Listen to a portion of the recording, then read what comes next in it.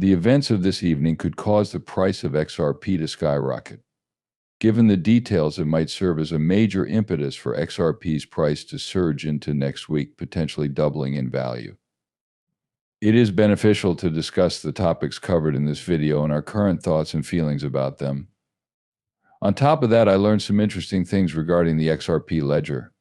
Sure, I'll get right down to business. Tomorrow this ad will be seen. I intend to capture this on Saturday. This is scheduled to be released on Sunday. This advertisement will air on Sunday during CBS's 60 Minutes with Brad Garlinghouse. Kindly take a look at this.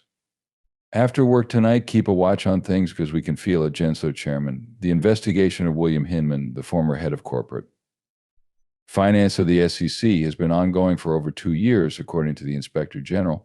Many investigations, including a documentary litigation, referrals of evidence, and FOIA requests, have centered on possible conflicts of interest involving Hinman. The public would be able to access the report through the SEC. That is, until now. The United States deserves candor. Publication of the report on William Hinman by the Inspector General is essential. Please let it go. When Bill Hinman used $15 million to pass it off and Ethereum let him charge him, Ethereum essentially crafted his statement endorsing it. Because of this, they have decided not to release the report. Because of this, they have decided not to publish it. We should insist on it, but our XRP and Ripple appear to be more famous than AI, Titanic, Denzel Washington, and Ozempic altogether. Attention, views, and the sheer number of people looking forward to Brad Garlinghouse's appearance on 60 Minutes. This is unbelievable. The reason why this is driving up the price of XRP is probably the most essential one. Without a doubt, Brad Garlinghouse conducted this interview in an effort to expose the truth. Assuming all goes according to plan, I can see this sending the price of XRP soaring. This video clip is one that I would like to see again.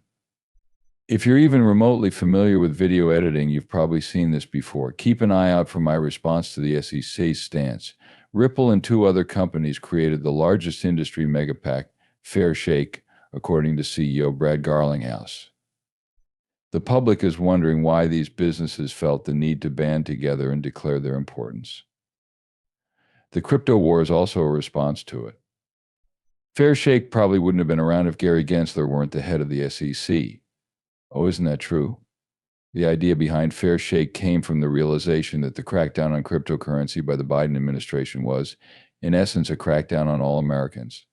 The Democrats' inflated sense of self-importance was a major factor in their defeat. You do realize that there are a lot of jerks and con artists working in the Bitcoin industry. Therefore, it necessitates regulation on a global scale. You can't pretend it doesn't exist, make up reasons why we can't affect policy, and then blame everyone. It all comes down to the president, senators, and congressmen. Legislators in charge need to band together and enact measures to put a stop to these con artists, if not completely destroy them.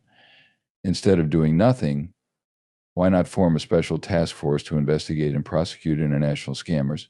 The United Nations Global Task Force is one possible example. You see my point, even if I have no idea how these things function. Then, to improve everyone's lives, build a store where you can handle the worst of them, cleaning up the area. The next big question is, how will the Bitcoin industry handle the next billion users? Is this how things will continue? Every week, hundreds of thousands of new meme currencies emerge and people invest all their money into them.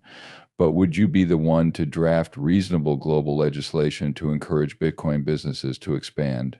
That is my desire. I assume that's also your goal. In addition, I'm crossing my fingers that the largest firm, that song and that sound don't bind me. My goodness. Very well. Oh my, Monica Long has just dropped the bombshell that RLUSD has the potential to catapult XRP to new heights. We should play it.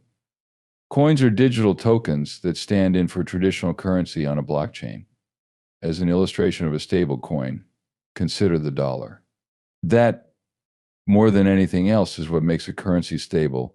The reserve account tokens are directly connected to the blockchain tokens at a 1:1 ratio. This ensures its stability. Stable coins are well liked by the public. One reason they've grown so popular in the Bitcoin sector is that they give us cash in the event that we lose access to a regular bank account. The second is the ease with which one can acquire additional cryptocurrency holdings. Thirdly, it's a means of exchange. Reduced volatility is one of the most effective trading tactics. That's all there is to it.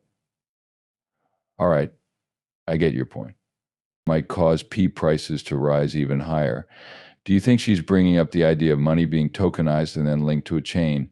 Think about all that USDT Tether has accomplished $135 billion worth. But I do believe that RLUSD has a chance to surpass USDT in the next year or two. I am dead set on that. As far as I can tell, USDT is about to explode. Personally, I don't think they've saved enough money. They missed an opportunity to show the public they could deliver on their promises by not conducting an audit. I find it quite concerning when people attempt to conceal stuff like that. Not many people know that XRP is the top coin for banks. Please let me play this. Financial institutions and remittance providers rely on XRP for a particular purpose. The goal of creating XRP, often called the banker's currency, was to facilitate easier international money transfers. Everything that banks and other lending institutions need is currently in place. His presence has been dissolved now that I comprehend. Decentralized blockchains are abbreviated as XRP. Here, XRP serves as the gas token. In order to facilitate transactions utilizing the XRP ledger, Ripple has released banking software. Client or expertise, actually, it encompasses the terrorism checks conducted by the ETI and QIC. Also, the driving force behind it all isn't Ripple's technology, right? If you transmit XRP to someone with a Zoom-in wallet or any wallet, you can avoid these kinds of checks, right? Financial institutions depend on Ripple's integrated compliance technology when using this type of technology. This is why it is called a banker's coin.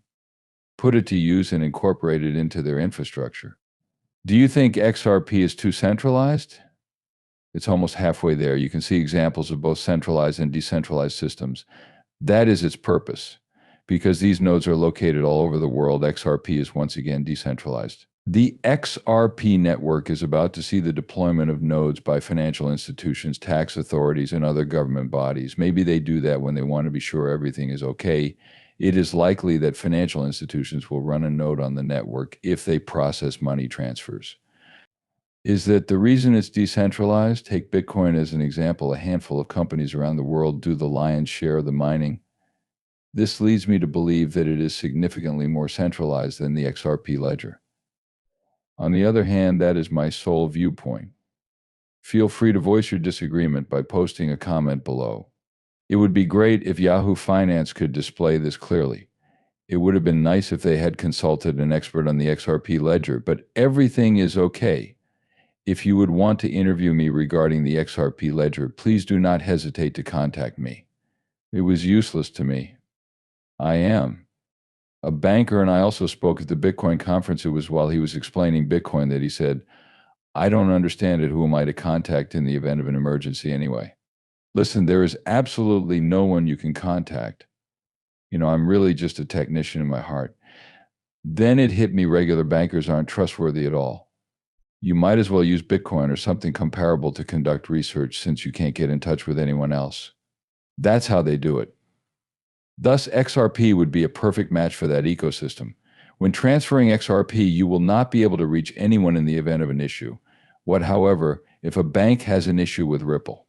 The decentralized nature of blockchain technology remains unchanged, even though phone calls are possible. Anyone is free to submit anything. No one is available to take your call at this time. Could you please contact Ripple in the event that your XRP transfer does not go through? No, I didn't get it until I realized XRP would be a great fit for those conditions. I also started to really like XRP. He changed, which is a comfort. Even though I couldn't add any audio to this, I can tell you how Brad Garlinghouse will feel when the commercial and his 60-minute session are complete. Apologies, but playing the music will result in my being hit.